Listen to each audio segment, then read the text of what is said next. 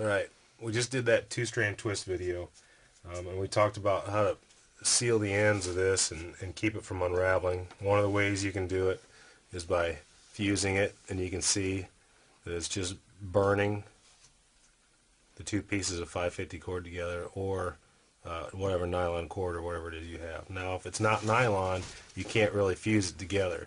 You have to use what's called a whipping technique.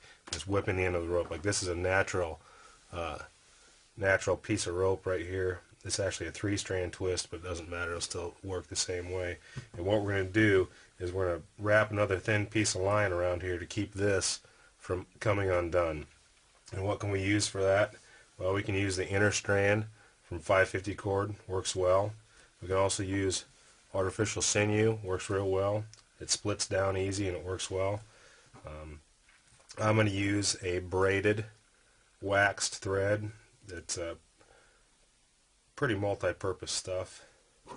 So I'm really not going to need all that much. Probably about 1.5 foot piece ought to be good. Alright, now get in here a little closer so you can see. There. Alright, to start with, I'm going to take my line and fold it in a bite on there so everybody can see that it's on a bite. And I'm going to start at the bottom. I like to put my thumb right there. I'm going to wrap towards the looped end.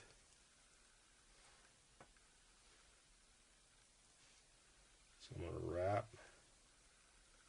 And for a rope this size, you probably go with about 3/4 of an inch to 1 inch of whipping.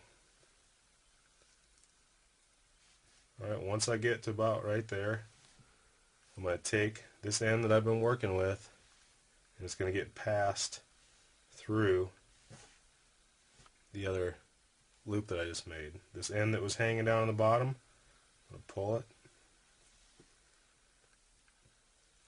And what that's going to do is pull this end down in there. So that's what I have.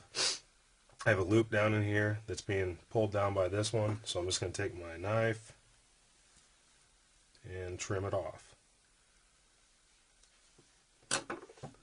That's what we end up with, is a whipped piece of rope.